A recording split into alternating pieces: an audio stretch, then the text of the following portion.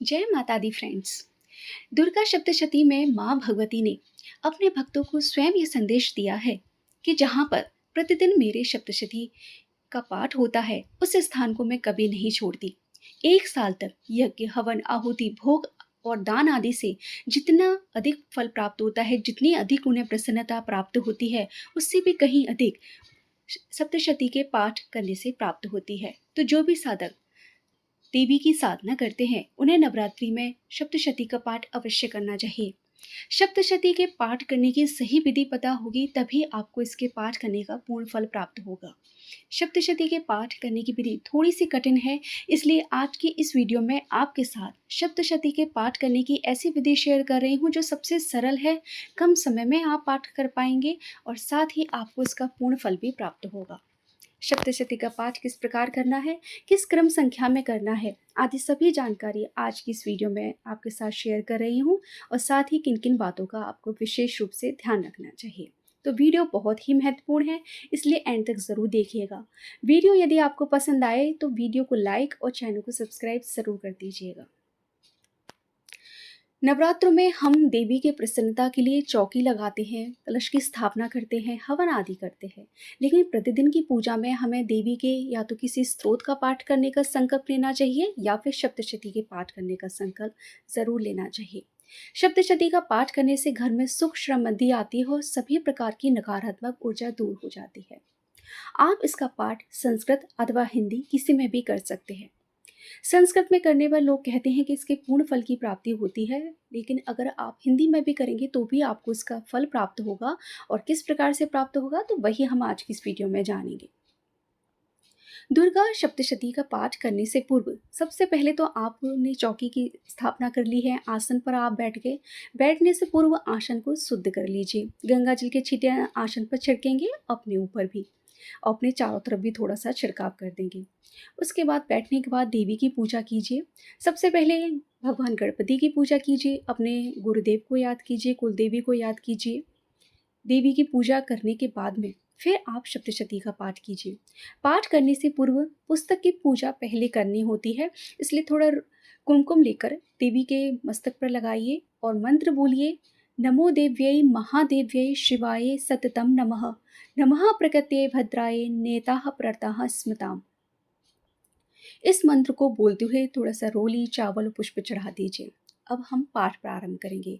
तो पाठ प्रारंभ करने से पूर्व सबसे पहले तो संकल्प लेना है कि आप इस पाठ को कर रहे हैं देवी की प्रसन्नता के लिए या किसी भी मनोकामना के लिए आप पाठ कर रहे हैं। तो सबसे पहले संकल्प लेंगे, उसके लिए हाथ में थोड़ा सा जल और पुष्प लेकर संकल्प लेंगे और उस जल को देवी के चरणों में छोड़ देंगे। संस्कृत में संकल्प लेना नहीं आता है तो सरल विधि से ही आप अपने नाम, गोत्र और किस मनोकामना के लिए कर रहे हैं ये सब बातें बोलते हुए उस जल को छोड़ दीजिए। पाठ करने की जो विधि सप्तशती में दी गई है उसमें शापोद्वार है, तंत्रोक्त शुक्तम है, रक्त शुक्तम है, न्यास वगैरह बहुत सारी चीज़ें हैं। कवच, कीलक, अर्गला स्त्रोत का पाठ किया जाता है पाठ प्रारंभ करने से पूर्व। तो प्रथम दिन तो मैं कहूँगी कि कवच, कीलक और अर्गला स्त्रोत का पाठ आप ज़रूर कर लीजिए। कवच के का पाठ करने के बाद में आप सब ओर से सुरक्षित हो जाते हैं। इसको करने के बाद में यदि आप देवी के किसी विशेष मंत्र का जप कर रहे हैं और थोड़ी ज़्यादा संख्या में कर रहे हैं अथवा सप्तशती का पाठ कर रहे हैं तो आपको एक सुरक्षा कवच मिलता है। कहते हैं कि देवी की साधना करते समय सकारात्मक और नकारात्मक दोनों ही ऊर्जाएं आपके आसपास रहती हैं। वो चाहती हैं आपकी एनर्जी को चुराना, इसलिए उन सब से बचने के लिए ही एक सुरक्षा कवच तैयार करना ज़रूरी होता है। कवच का पाठ करने के बाद में जो जल आपके सामने रखा हुआ है थोड़ा तेज आवाज़ में कवच का पाठ कीजिए, इससे वह जल अभिमंत्रित हो जाएगा। अब उस जल के 4 छींटे सामने, 4 पीछे की तरफ, 1 छींटा ऊपर की तरफ और 1 नीचे की तरफ। इस प्रकार से आप 10 दिशाओं से उसको अच्छे से ब्लॉक कर लीजिए। उसके बाद फिर आप कोई भी साधना करेंगे, कोई भी विघ्न उसमें नहीं आएगा। अब जानते हैं कि जिन साधकों के पास पूर्ण विधि करने का समय नहीं है वो किस प्रकार से इस पाठ को प्रारंभ करें। तो इसके लिए सप्तशती में कुंज का स्रोत दिया गया है। कुंज का स्रोत एक ऐसा शक्तिशाली स्रोत है जो बहुत ही पावरफुल है, जिसका पाठ करने से देवी बहुत जल्दी प्रसन्न होती हैं। पर लेकिन इसका पाठ संस्कृत में ही करना चाहिए। और पाठ करने से पूर्व सबसे पहले इसके पढ़ने का तरीका ज़रूर जान लीजिएगा। इसमें बीज मंत्र दिए गए हैं। गलत संस्कृत का उच्चारण, गलत मंत्रों का उच्चारण भूल से भी नहीं करना है, नहीं तो उसके नकारात्मक प्रभाव भी हमें देखने के लिए मिलते हैं। तो नवरात्रि आने से पहले अच्छे से उसको कई बार वीडियोज़ को सुन लीजिए, पढ़ने की प्रैक्टिस कर लीजिए, उसके बाद ही आप ये सब चीज़ें शुरू कीजिएगा। तो पाठ प्रारंभ करने से पहले एक बार कुंजिका स्तोत्र का पाठ कर लेंगे, फिर आप पाठ प्रारंभ करेंगे। तो पाठ में आप मध्यम चरित्र, उत्तर चरित्र और प्रथम चरित्र 3 चरित्र हैं। तो आप एक दिन में एक चरित्र का पाठ पूरा कर सकते हैं। लेकिन जैसे कि उत्तर चरित्र में बहुत अधिक अध्याय हैं, तो एक दिन में यदि कंप्लीट नहीं हो पाता है, तो इसकी भी विधि है कि आप एक-एक दिन में किस प्रकार से पाठ करें। तो आप पहले दिन प्रथम अध्याय का पाठ कर लें, फिर 2 अध्याय का, फिर 1, फिर 4, फिर 2, फिर 1, फिर 2।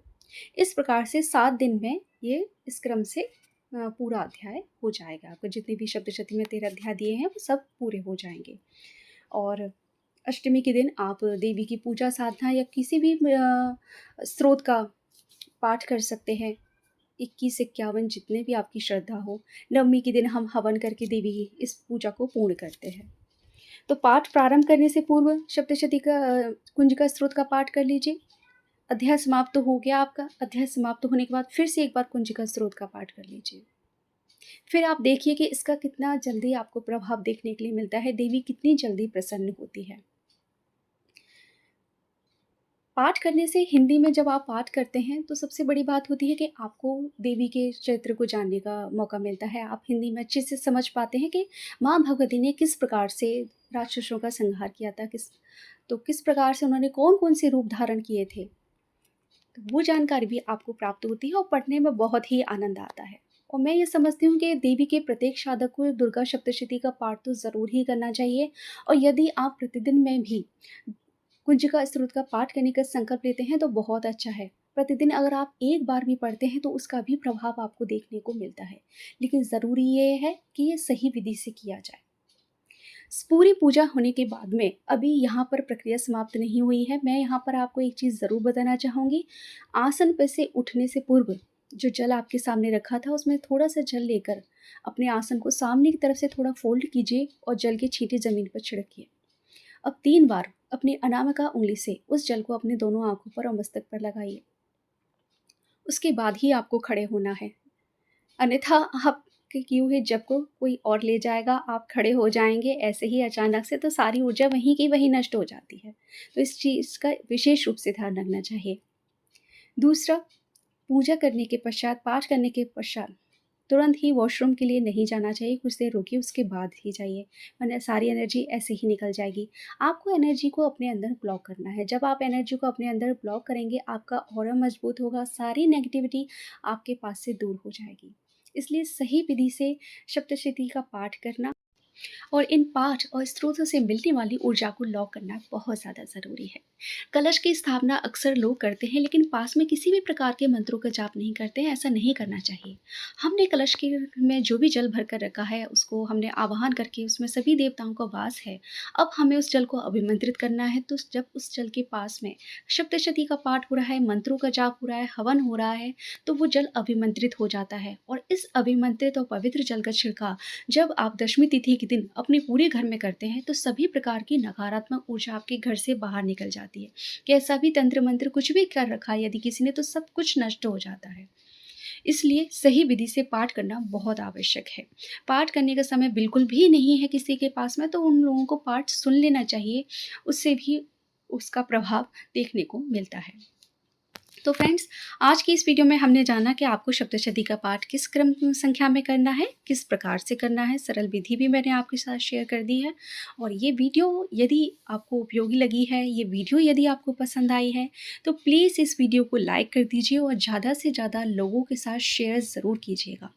चैनल पर फ्रेंड्स यदि आप पहली बार आए हैं तो प्लीज़ इस चैनल को सब्सक्राइब ज़रूर कर दीजिए।